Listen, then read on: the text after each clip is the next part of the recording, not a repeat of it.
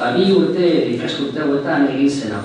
Agerpena, eta ezagutza 158 eta erabilera 151, 2000-2001, bai nahiko parekatuta, eta 2005-2006 ikasturtean agerpena eta ezagutza handiago izan zen, 76, baina gero erabilera indizea do 52.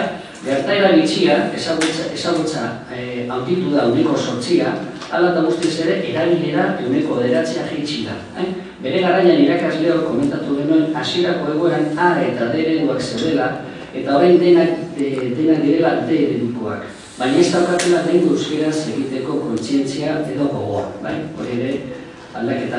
Hor komentatu dizu berandu, hor badago 118 bat, 117 bat edo, inolaz ere euskera gustuko ez dutenak, eta hor ere, lehen igual A ereduan zeudenak edo, Zailarria, pixka bat, euskaldunen kopura da 1,5, 1,6, euskaldunen hartzaileen kopura da 1,24, eta erotaldun bale bakarrak 1,60. Emaitza, gurasoak egin genuen galdekizun bat, ikastetxean, eta hainbat aldera, eta hainbat aldez egin genuen, eta gurasoak. Gure ikasleen 1,5,6 edo, 0,6 den guraso biak euskaldunak dira. 0,4 aita bakarri da euskalduna. Eta gero, 1,25 edo ama bakarri da euskalduna. Eta gero, 1,60 horien gurasoak erdaldunak dira.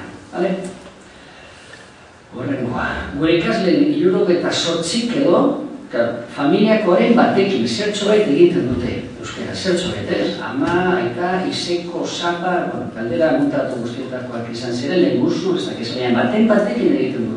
Hortaz ikastetxez gain, haien bizitza pertsonalean euskerak badu legutsu bat, lau hitz badira ere.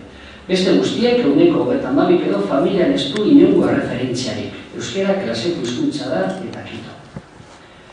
Ikasleen txikitako hizkuntza, hau ere garrantzizkoa izan zen. Gure ikasleen 1,6 euskera soilik dute ama hizkuntza, 6,6.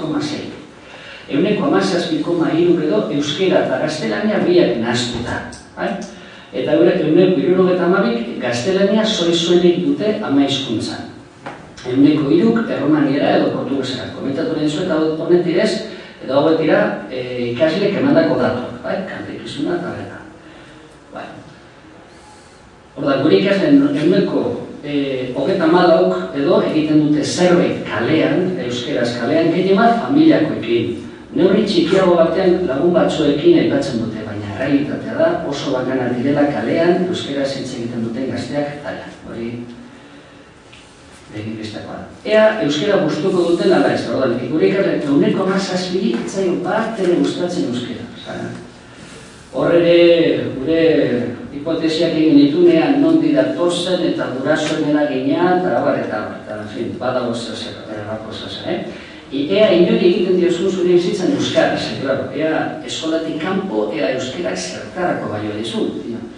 Gure ikasleen 95 egiten dute norbaiti pertsona bati euskeraz.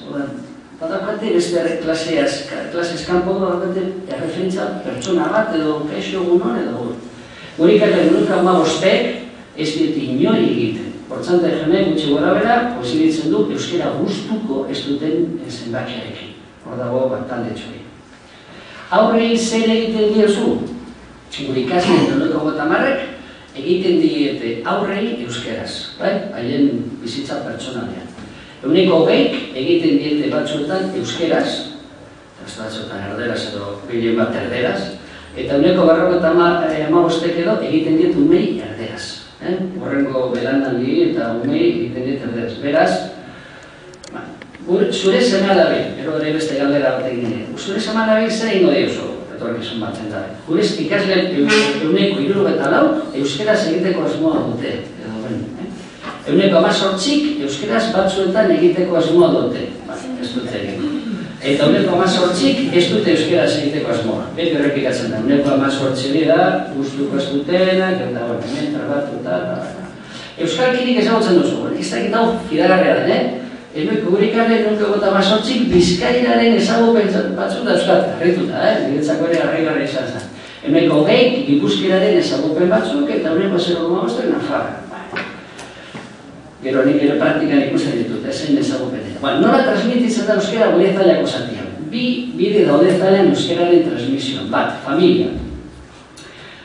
Agian gehiagik esatea da, erantzunek adierazten dutenaren arabera 5% euskaldun edo euskeraz nolabait jantzita etortzen zaizkigu. Barkamen askatu behar dizuez, nik argitaratu nuen edo argitaratu nuenean, ipini nuen nuneko garrokeia, kontutan hartu nuen beste referentzia bat, eta horretan oinarrituta, segun eta zelako gurasoak dauzkasun, orduan, nuneko hori. Baina gehiago fiatzen naiz, fiatzen den zure txikitako hizkuntza eta zuk horren kontzientziaz. Benetan, ikastetxera euskaldun datozkiguna dira uneko 8, benetan, euskaldunak dira. Gero, euskera eta gaztelania, onan bizka txikitako hizkuntza dukotenak eta uneko 17, beraz, uneko 25, gutxi gara bera, nola behin jantzita etortzen zaizkigu. Bigarren bidea da euskalduntzeko edo transmisioa edo ikastetxea. Eta ikastetxeak euskaldun behar ditu goitik bera beste uneko 75. Edo bakar 75. Goitik eta bera. Hauetako 17 gustuko ez dutelarik, bai? Samurra, en fin. Ikastetxeak edera euskararen transmisioan egin behar ditu lan, nire ustez. Taila bezalako herri batean. Bere irakasgaia euskeraz modu egokian irakastea, hizkuntz formala da lan dut, eta ikasleekin elkarrizketen bidez, nire ustez, ikasleekin elkarrizketen bidez nolabaiteko komunikazio natural batera jotzea. Honela ikasleak egunero modu integralean euskararen komunikatzeko balioaz jarrituko lirateke. Alegia, gure bete behar komunikatibo guztiak lortzeko balio du gure euskara, hizkuntz ez formal. Hor saltzen gara eta eskatzen gaituena edo neure handi batean da hizkuntz ez formal hori edo fin. Horretarako, ahozko komunikazioa sustatu. Gure klaustron eta baino gaietan komentatzen du jatzizko zera egin beharrik edo irakurrezak zerkila guntzegitea eta ahozko zera hori produkzioa edo ekitea. Eta lan hau egiteko gure ikastetxeari laguntzen dioten elkarteak hauek izan dira. Nolega, ikastetxean dago normalkuntzako programa, neko zabala da, ez da momentuaren komentatzeko, eta gure berretxe uneko euskera teknikare barren lau, enkarterreko eman komunitateko euskera zailare horrek asko laguntzen dugu, ekintzak eta hainbat gauza egiteko berkomentatu duzuet, ikastetxeko gurasoen elkartea, eta zailako udareko zaila hauek gutxiago.